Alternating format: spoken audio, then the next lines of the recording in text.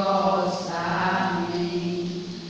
Louvado seja nosso Senhor Jesus Cristo. Para sempre seja louvado. E a nossa Mãe Maria Santíssima. Podemos pegar a Bíblia no Evangelho de Mateus, capítulo 13. Mateus, capítulo 13, versículo 1. A vossa proteção recorremos, Santa Mãe de Deus. Não desprezeis as nossas súplicas em nossas necessidades, mas livrai-nos sempre de todos os perigos, ó Virgem gloriosa e bendita. Eis a cruz do Senhor, fugi potências inimigas, porque venceu o leão da tribo de Judá, descendente de Davi. Aleluia. A cruz sagrada seja minha luz, não seja o dragão meu guia. Retira-te, Satanás, nunca me aconselhes coisas vãs. É mal que tu me ofereces, bebe tu mesmo os teus venenos. Em nome do Pai, do Filho e do Espírito Santo. Amém. Naquele dia, saiu Jesus, sentou-se à beira do lago, acercou-se dele, porém, uma tal multidão, que precisou entrar numa barca. Nela se assentou, enquanto a multidão ficava à margem, e seus discursos foram uma série de parábolas. Disse ele: um semeador saiu a semear, e semeando, parte da semente caiu ao longo do caminho. Os pássaros vieram e comeram. Outra parte caiu em solo pedregoso, onde não havia muita terra, e nasceu logo, porque a terra era pouco profunda. Logo, porém, que o sol nasceu, queimou-se por falta de raízes.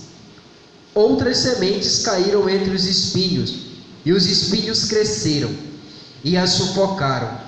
Outras, enfim, caíram em terra boa, deram frutos 100 por 1, 60 por 1, 30 por 1.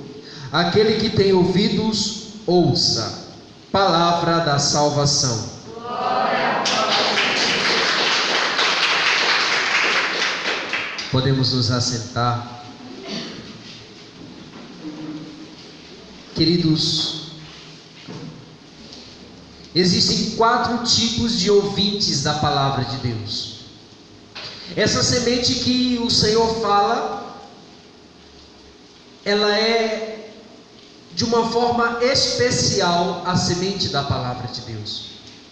Aquilo que nós ouvimos, aquilo que nós meditamos, aquilo que os pregadores, que os sacerdotes, que os ministros anunciam para nós, nós jamais anunciamos aquilo que é nosso. Por isso que na igreja, quando nós vamos iniciar uma pregação, nós sempre iniciamos com a proclamação, com a leitura da palavra de Deus, porque aquilo que nós vamos expor aqui não tem nenhum sentido se não tiver ligado intimamente com aquilo que o Senhor falou antes e que foram registrados pelos profetas, pelos escritores sagrados. Ora, estamos no mês das vocações. A igreja nos convida nesse mês a meditar sobre as vocações e ao final desse mês iniciamos o mês da Sagrada Escritura, o mês da Bíblia. A igreja nos diz uma coisa: ei, para entender a tua vocação, o teu chamado, aquilo que o Senhor te chama, e como nos diz a palavra de Deus, o Senhor diz para nós, desde o Antigo Testamento: sede santo, porque eu sou santo. O Senhor nos diz, o primeiro chamado para você seguir é o chamado à santidade. A tua primeira vocação é a vocação à santidade. Você tem que ser santo, porque eu sou santo, assim diz o Senhor. Mas Ele nos diz, e a igreja nos faz meditar, que depois que nós entendermos que nós temos um chamado, e aí, quando nós entendemos que temos esse chamado, nós precisamos seguir uma vida de discernimento. Fala para a pessoa que está ao teu lado: precisamos discernir o chamado.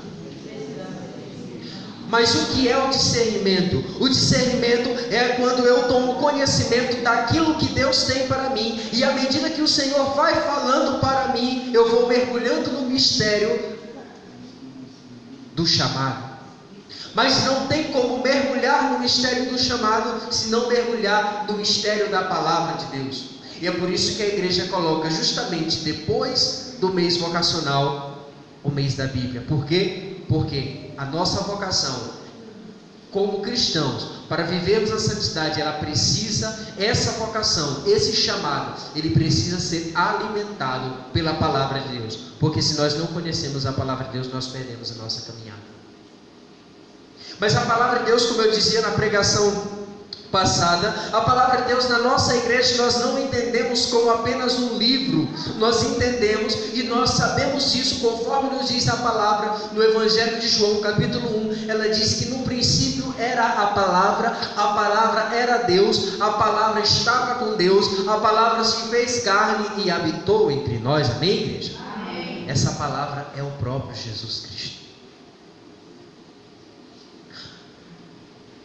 Essa palavra que é semeada, essa palavra que é a semente da qual o Senhor nos fala nessa noite no Evangelho. A palavra de Deus, ela é semeada, assim como aquela semente foi semeada, como vai nos dizer o Senhor, e ele fala de 4 tipos de terrenos. O primeiro é um terreno à beira do caminho, onde a semente foi lançada. Vieram os pássaros, e aí Jesus depois vai dar explicação para nós de cada terreno. Os discípulos chegam para Jesus, quando ele termina de contar a parábola, e Jesus fala dos 4 terrenos. O primeiro, quando nós ouvimos, é a beira do caminho. O segundo terreno é um terreno pedregoso. O terceiro terreno é um terreno onde está cercado de espinhos. E o quarto terreno é o terreno onde a semente, a palavra de Deus, vai cair e vai produzir frutos. E aí os discípulos chegam para Jesus sem entender o que o Senhor tinha falado para a assembleia. E o que me deixa impressionado é a sabedoria de Jesus, porque quando ele chega para os discípulos e olha que aquela multidão, ele está sentado ali à beira na margem do lago e vê uma multidão se aproximando. A Bíblia diz que a multidão era tão imensa que Jesus, ele precisou subir na barca. E aí está o significado. A barca, na linguagem bíblica, ela é a igreja. Por isso que nós vemos Jesus, ele faz questão de estar na barca de Pedro, a igreja de Pedro, a igreja que o próprio Jesus Cristo fundou. Mateus capítulo 16, versículo 18: Tu és Pedro, sobre essa pedra edificarei a minha igreja, e as portas do inferno não prevalecerão contra a minha igreja. Não prevalecerão contra a barca que eu edifiquei, contra a barca que navega sobre esse mundo e que jamais será destruída por esse mundo, pelo mar. Ora, os discípulos vão perguntar a Jesus: Senhor, por que o Senhor fala para eles em parábolas? E aí Jesus vai dizer: eu falo para eles em parábolas, e para vocês eu explico tudo o que eu falei ali, porque a vocês é dado o mistério de compreender aquilo que é a palavra de Deus, aquilo que é o ensinamento, aquilo que é o mistério de Deus. Ou seja, a vocês que são discípulos, que são apóstolos, é dado o poder do Espírito Santo. Amém, igreja? Amém. A você, a mim, a nós é dado o poder do Espírito Santo. A barca, ela também, ela é a igreja, porque Jesus fala da igreja, fala da barca, assim como ele falou da barca, ele fala da igreja, e pela igreja o Senhor lança para as multidões essa semente, a palavra de Deus. Jesus confiou, o Espírito Santo foi derramado sobre a igreja, e a partir dali a igreja sai. É da igreja que sai a verdadeira explicação da palavra de Deus. Por isso que nós católicos, a igreja fundada por Jesus Cristo, nós temos o tripé da nossa doutrina. Vocês sabem qual é o tripé da doutrina católica? Pergunta para a pessoa que está do teu lado: você sabe qual é o tripé da doutrina católica? Sabe? Foi o que ele disse? Não? Repete comigo. A igreja tem a Sagrada Escritura. Repete, igreja: Sagrada Escritura, Sagrada Tradição e Sagrado Magistério. Jardim, o que é isso? Vocês sabem o que é isso? Sagrada Escritura é isso aqui que a palavra de Deus. A Bíblia Sagrada, a Bíblia da Igreja Católica, ela tem 73 livros. Essa Bíblia, ela começou a existir mais ou menos pelo ano 465 da era cristã. Quando São Jerônimo, quando a igreja se reuniu para decidir, para discernir qual seria o cânon dos livros sagrados. Entenda comigo uma coisa. Por que nós católicos temos a sagrada tradição? Você sabe por que nós temos a sagrada tradição? Sabe ou não sabe? Não? Então fale que não. Pronto. Por que nós temos a sagrada tradição? Vocês lembram que eu disse que foi no ano 465 depois de Cristo que a Bíblia começou a existir, amém? Está lembrado? Então o que acontece? Antes, como era que o padre, como era que os bispos, que os sacerdotes ensinavam a palavra de Deus? Porque eles não tinham a Bíblia. Daí vem a tradição. A Bíblia, ela começou primeiramente a acontecer o seguinte: eu ouvia aquilo que os apóstolos passavam para mim, e aí ia passando de pai para filho. Daí vem a tradição. Aquilo que é ensinamento da igreja, ela era passado. Um papa passou para outro papa, que aí foi ensinando a outro, que aí hoje nós estamos até chegar ao Papa Francisco, 265 papas, né? A sagrada tradição. Nós somos católicos, nós temos a tradição porque antes da Bíblia nós temos a tradição. Eu não estou falando mal, mas eu queria interpretar uma coisa para vocês. Por que nós católicos somos perseguidos por causa da tradição? Porque, entenda uma coisa, quando a Bíblia veio existir, a igreja já estava há 465 anos pregando a palavra de Deus. Quando a primeira seita protestante existiu, a igreja, a Bíblia já tinha 1055 anos aproximadamente. Se hoje nós temos a Bíblia prontinha desse jeito aqui, se hoje os nossos irmãos separados têm a Bíblia com 7 livros a menos, em alguns capítulos, essa Bíblia ela não caiu do céu, como disse o Padre Paulo Ricardo, toda bonitinha com zíper e tudo, não, ela foi preparada. E quem foi que preparou essa Bíblia? A Igreja Católica, os bispos da Igreja Católica. Então nós temos a tradição. Por quê? Porque antes da Bíblia existir, era assim que os padres, que os pastores da igreja ensinavam ao povo, através do que eles tinham ouvido. Porque cada uma dessas cartas, se nós pegarmos no Novo Testamento, São Paulo escreve a carta aos Coríntios, escreve depois uma carta aos Efésios, escreve outra carta aos Coríntios, escreve também carta aos Filipenses, vai escrevendo carta a Timóteo, e aí cada uma dessas cartas estava num lugar diferente do mundo. Aí todo mundo foi juntando e trouxe as cartas para que o Papa decidisse quais eram as cartas que poderíamos catalogar e criar a Bíblia Sagrada. O segundo tripé da nossa igreja é a Bíblia. E o terceiro tripé, a terceira coluna da nossa tradição, da nossa fé, da nossa doutrina é o magistério. Alguém aqui conhece o catecismo da Igreja Católica? Se não conhece, é preciso conhecer o catecismo da nossa igreja. A doutrina da nossa igreja é o ensinamento dos papas, dos padres da igreja. O que eram os padres da igreja? Eram os primeiros cristãos, aqueles que conviveram com os apóstolos e que trouxeram para nós os ensinamentos deles. Amém? O magistério da igreja, ele está justamente ali, nessa passagem que o Senhor fala hoje.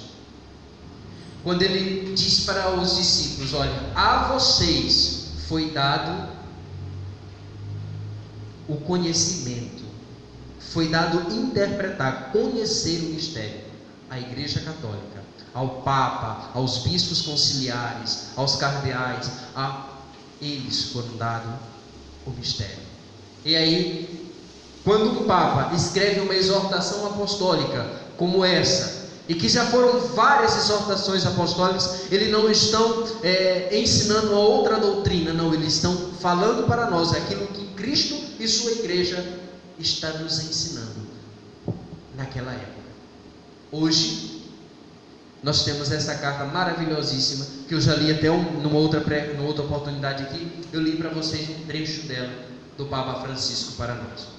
Então nós temos a Sagrada Escritura, diga aí, Sagrada Escritura, Sagrada Tradição e Sagrado Magistério. A nossa igreja, ela contém isso. É uma igreja completa.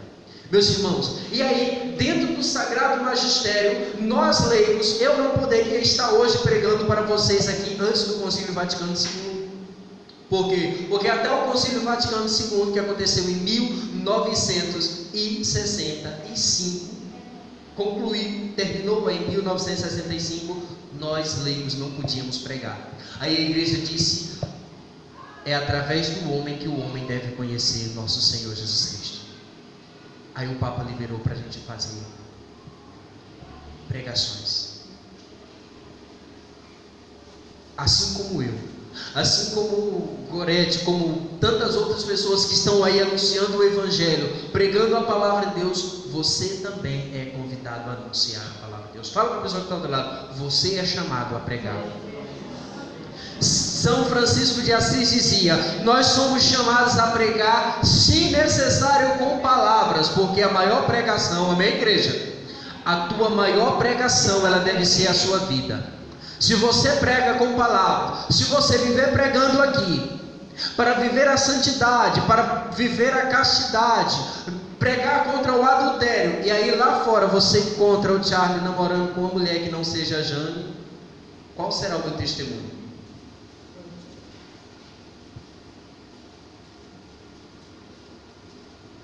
Se você nos vê pregando contra o aborto, mas aí eu e minha esposa já cometemos vários abortos.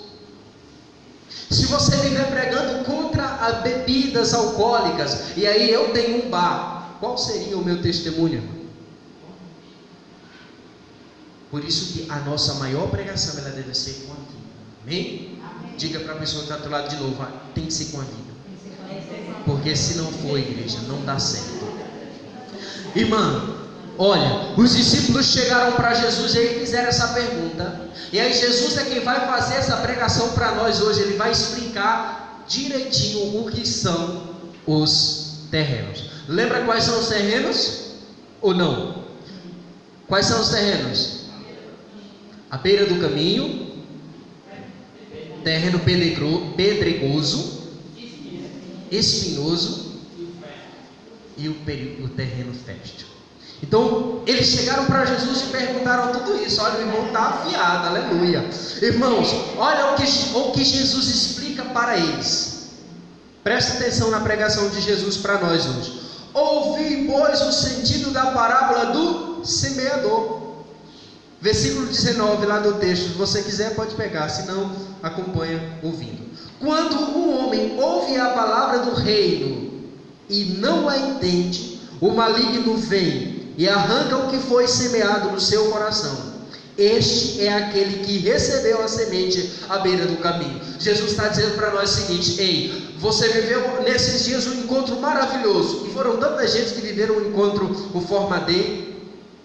E aí a semente foi lançada. Tiveram ali as pregações de Daniel, tiveram as minhas pregações, tiveram os momentos de orações, tiveram momentos de cura e libertação, tiveram o momento de adoração. A graça de Deus desceu sobre aquele lugar e nós fomos chapados do Espírito Santo. E aí tinha gente que toda hora estava querendo adorar o Senhor, tinha gente que experimentou o Senhor, tinha gente que toda hora estava querendo receber oração. Mas aí a semente foi lançada em um coração que não se preparou para receber essa semente. Porque essas pessoas vêm, escutam a palavra de Deus, e aí não entende que para receber a cura e libertação não é simplesmente eu ir lá no irmão. Pode ser o padre Gabriel Amorf, que é o maior exorcista da história, um dos maiores exorcistas da história. ele pode fazer uma oração de cura e libertação por mim, se eu não continuar a caminhada. Ele pode fazer o exorcismo, que é outro nível. Se eu não continuar a caminhada na igreja, o demônio pode me pegar de novo. E aí o que acontece? A Bíblia diz que quando um demônio sai de uma pessoa e vai embora, quando ele é expulso, ele fica vagando, procurando um lugar onde ele possa ficar. Se ele não encontra aquele lugar, ele chama mais 7 e volta para aquela casa, e aí a pessoa fica pior que antes. É por isso que tem gente que vai para a igreja só para momentos de cura e libertação e não fica curado, não recebe a graça de Deus, porque Deus, Ele quer uma pessoa salva, que esteja na presença dEle. Deus usa dos seus ministros no ministério de oração por cura e libertação, usa no momento de pregações, de oração do fogo, mas Deus, Ele quer muito mais que as pessoas se salvem, que sejam batizados no Espírito Santo e que caminhem na igreja, porque se você for curado ou não, se você for liberto ou não, se você for abençoado financeiramente ou não, mas você está caminhando na presença de Deus e ter a convicção de que Ele é o Senhor dos Senhores, de que Ele é o Rei dos Reis e de que você quer viver a vida de santidade para morar no céu, meu irmão, pouco importa se somos curados, eu quero ser santo. Uma pessoa que entende a palavra de Deus, ela não quer outra coisa senão Cristo.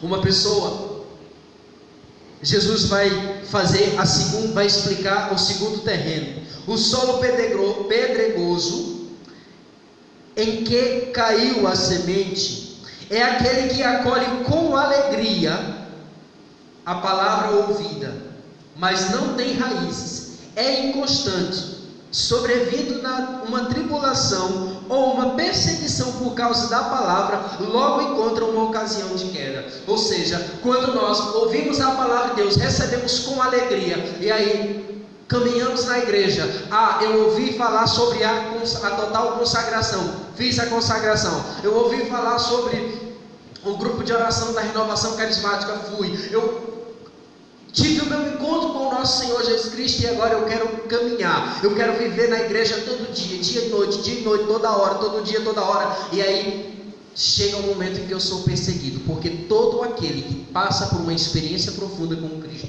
se apaixona.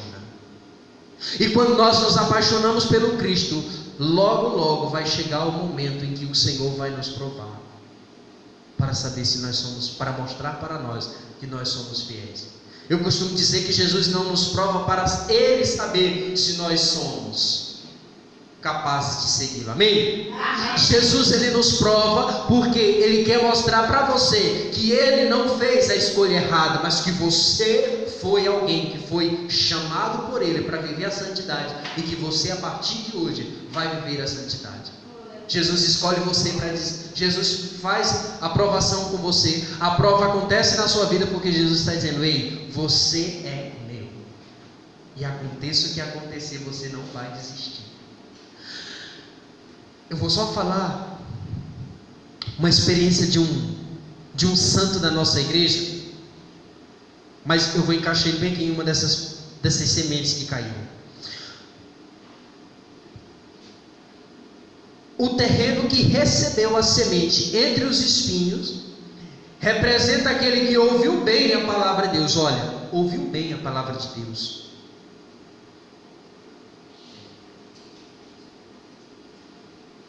Mas nele os cuidados do mundo e a sedução das riquezas a sufocam e tornam infrutuosa. Qual é esse terreno, igreja? É aquele que ouviu com alegria a palavra de Deus. E a gente vê tanta gente por aí compartilhando. Olha, eu tenho tanta raiva de receber esses videozinhos de palavra de Deus, porque tem gente que faz uns vídeos de aquele negócio emocional, e aí quando é no final do vídeo diz assim: repasse não sei para quanto.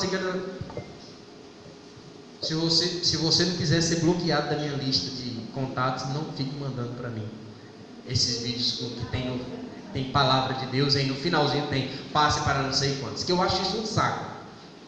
Se você recebe, não mande não, exclua. Sabe por quê, meus irmãos? Porque tem gente que recebe esse negócio escuta a palavra de Deus, acolhe com alegria, mas aí está muito preocupado. Aí você convida para essa pessoa que fica compartilhando coisas, que fica compartilhando a palavra de Deus. E aí, irmão, vamos para a igreja? Ah, não, eu tenho que trabalhar. Ah, irmão, vamos lá para o texto. Ah, não, irmão, eu tenho que assistir minha novela. Irmão, vamos para o grupo de oração hoje? Não, eu estou ocupado porque hoje tem alguém que vai lá para casa. Ou seja, os cuidados do mundo jamais vão deixar com que essa pessoa que ouviu com alegria a palavra de Deus caminhe na presença dele. E tem muita gente por aí, viu?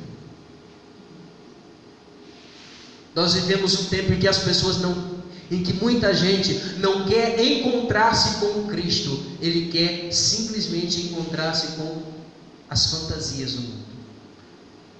Nós vivemos num tempo em que as pessoas têm a ideia de que encontrar-se com o Senhor é sentir um arrepio, encontrar-se com o Senhor é chorar, encontrar-se com Cristo, não, igreja, encontrar-se com Cristo requer posicionamento.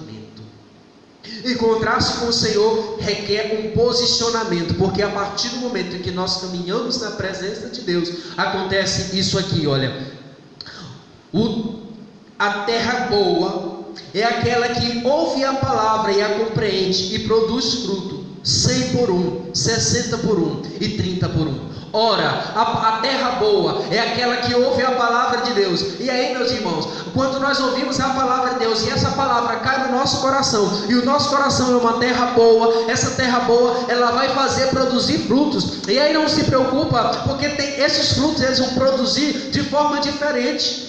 Tem gente que é chamado a ser um pregador da palavra de Deus, e quando você escuta a palavra de Deus, você vai estar pregando com unção, com autoridade. A partir do momento que você vai mergulhando no mistério, vai estudando a palavra de Deus, é batizado no Espírito Santo, tem intimidade com a Sagrada Escritura, você se torna um pregador. Se você foi chamado para ser um pregador, você não vai dar certo como ministério de música, como ministério de cura e libertação, como ministério de intercessão, porque o Senhor te chamou a produzir fruto nessa linha. Assim como tem gente que é chamado. Eu ficava me perguntando até agora há pouco por que o Senhor dizia. Ele diz, olha, a terra boa é aquela que vai produzindo frutos, 100 por 1, 60 por 1 e 30 por 1. Eu fiquei, mas Senhor, não devia aumentar? Por que o Senhor foi baixando? É porque a terra boa, no nosso coração, ela vai produzindo de forma diferente. Eu tenho um jeito de pregar, Jane tem outro jeito. São Padre Pio, ele tinha a terra, a semente caiu no coração dele, e ele não era um grande pregador, mas ele era um homem de muita oração. Um dia, meus irmãos, aconteceu um rapaz, na história da nossa igreja, uma história maravilhosa, de um jovem chamado Antão.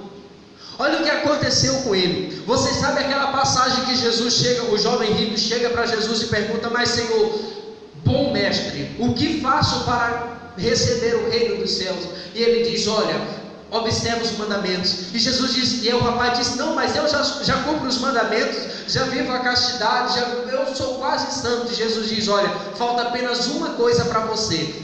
Vai, vende tudo o que tem e dá aos pobres. A Bíblia diz que aquele jovem saiu. Aquele jovem foi triste porque era muito rico. Um dia, Santo Antão, os seus pais eram ricos e morreram os pais de Santo Antão, Gorete. E quando os pais de Santo Antão morreram, o que acontece? Era ele e a irmã dele mais nova. E eles ficaram para dividir os bens. E quando Antão, que tinha vivido uma vida no mundo, uma vida desregrada, ele ia passando na frente da igreja, estava tendo missa, e o bispo estava proclamando o evangelho, e a passagem do evangelho era essa: vai, vende tudo o que tu tens, dá aos pobres, depois vem e segue-me. Santo Antão, aquelas palavras caíram no coração de Santo Antão. Ele saiu da igreja, vendeu tudo que tinha, deu aos pobres. Depois esse jovem se trancou, viveu nos cemitérios, nos desertos, nas catacumbas, de jejum. A tradição diz que as pessoas jogavam o alimento para ele, para que ele se alimentava 3 vezes durante a semana, entre 2 e 3 vezes por semana. Aquele homem foi uma terra fértil, onde a semente caiu e produziu um fruto maravilhoso. Santo Antão, ele se encaixa aqui como essa terra fértil, essa terra em que as tribulações do mundo veio, porque a tradição diz que Santo Antão apanhava do demônio, e às vezes ele apanhava até morrer. Uma vez, diz que Santo Antão apanhou tanto de Satanás, e olha a intimidade que ele tinha com o Senhor. Ele passou na frente do cemitério, e o que acontece? No cemitério a gente tem aquela ideia, e o povo antigo tinha aquela ideia de que o demônio mora no cemitério. Vocês já ouviram essa história? Que o demônio mora no cemitério? Já ouviram alguém dizer isso? Mas existia uma história que um demônio mora no cemitério. Então Santo Antão disse: se o demônio mora no cemitério, eu quero viver a santidade, eu vou morar aí, dentro do cemitério. E ele foi. Apanhava tanto do demônio. E aí um dia ele estava lutando com o demônio, e ele tinha visitas do nosso Senhor Jesus Cristo. E ele passou a noite todinha lutando. E aí, meus irmãos, diz que Santo Antão, no outro dia, quando já tinha passado a noite todinha lutando, Jesus apareceu para ele, e Santo Antão disse assim: mas Senhor, o Senhor me abandonou a noite todinha lutando com o demônio. Jesus disse: não, eu não entrei na luta porque eu queria ver meu servo lutar. Diga aleluia. Aleluia. Se Jesus não entrou na tua luta, é porque Ele está vendo você lutar, porque Jesus confia em você. Amém? Amém. E aí diz que Santo Antão um dia apanhou tanto do demônio, porque os santos apanhavam. A gente vê São João Maria Vianney, o ministério daquele homem maravilhoso, apanhou tanto do encardido. Padre Pio, que apanhava todos os dias, só era uma vez na semana que Padre Pio estava liberado de apanhar do demônio, na quarta-feira, porque era dia de São José. O homem que tinha uma profunda intimidade com Deus, o homem rezava 100 terços por dia. Um dia perguntaram para Padre Pio: mas como que o Senhor consegue rezar tanto? Uma filha espiritual dele perguntou: eu não entendo como o Senhor consegue rezar tanto o texto. Ele disse: e eu não consigo compreender como você não consegue rezar tanto. Homens que viveram um profundo mistério. Santo Antão apanhou tanto do demônio que morreu. E aí diz que as pessoas estavam rezando lá no velório de Santo Antão. Escuta aqui. Diz que as pessoas estavam lá rezando, chorando, se lamentando, porque tinha vivido em santidade. Era um homem que tinha intimidade com Deus. E aí no velório, quando iam enterrar Santo Antão, conta a tradição que ele levanta, e as pessoas ficam assustadas. E ele diz: mas o que foi isso? Ele disse: então você apanhou tanto que morreu. Ele disse: eu apanhei para morrer? Foi, o demônio bateu tanto em você que você morreu? Ele disse: não, eu vou voltar para lá, porque eu não nasci para morrer apanhado pelo demônio, não. Eu nasci para destruir o inferno. É isso que um homem e uma mulher de Deus tem que ter na sua consciência. É isso que nós temos que ter na nossa intimidade, na nossa vida de oração. Você não nasceu para ser destruído pelo demônio. Você não nasceu para morrer sufocado pelas raízes, pelas potências do inferno. Não, meu irmão, minha irmã, você nasceu para vencer, para adentrar as profundezas do inferno, para salvar almas, porque o Senhor diz, Mateus 16:18, olha o que ele diz: que a igreja, e eu e você somos igreja. Amém? Amém? Amém? Amém. Eu e você somos igreja, e essa igreja, as portas do inferno não vai conseguir deter. Aleluia. Agora o que acontece? Eu pensava que eram as potências do inferno que vinham para destruir a igreja. Não, é a igreja que vai para destruir o inferno. Sabe por quê? Porque porta não é arma de guerra. Eu não sei se vocês já assistiram aqueles filmes de guerra, e nos filmes de guerra as pessoas não vão com portas. Ou vocês já viram alguém ir com uma porta para se defender? Não, é com escudo. E quem temos o escudo somos nós, o escudo da fé. Diga aleluia. Aleluia. Quando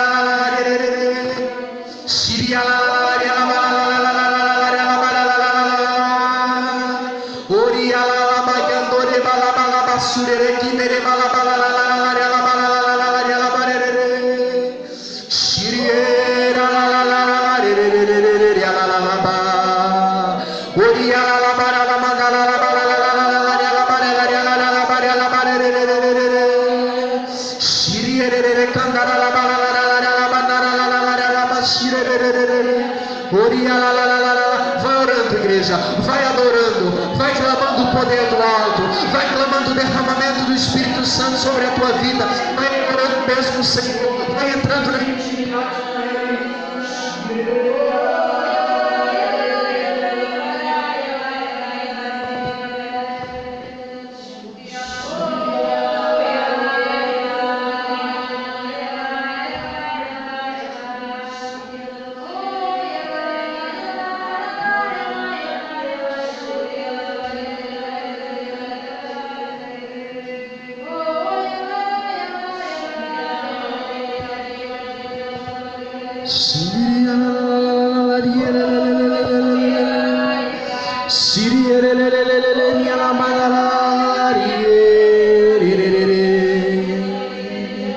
Eu te encontrei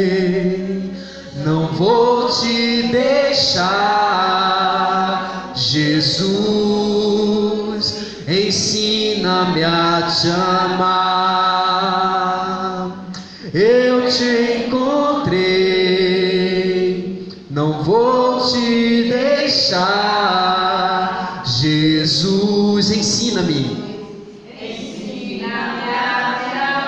Diga para ele: eu quero me apaixonar. Eu quero me apaixonar por ti.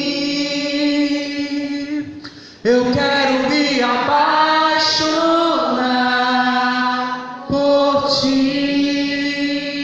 E só contigo ficar. E só pra te olhar. E me deixar. E me deixar ser conquistado por ti. Eu quero me apaixonar. Sim, Senhor, dá-nos a graça de vivermos apaixonados por ti, de vivermos e voltarmos ao primeiro amor, Senhor. Dá-nos a graça, Senhor, de uma intimidade profunda com o teu coração, com o teu espírito nessa noite, Senhor. Dá-nos a tua graça e a tua misericórdia. Só pra te olhar e me deixar ser conquistado por ti. Levanta tuas mãos e vai adorando o Senhor, vai louvando.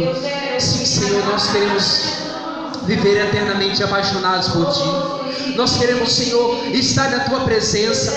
Nós queremos, Senhor, te glorificar, te adorar, como se fosse a última vez, o último dia das nossas vidas nessa noite, Senhor. Nós te adoramos, nós te glorificamos, Senhor. Nós rendemos a ti toda a glória, toda a adoração. Muito obrigado, Senhor. Obrigado por essa noite. Obrigado pela tua graça derramada sobre nossas vidas. Obrigado, Senhor, pelo teu Espírito.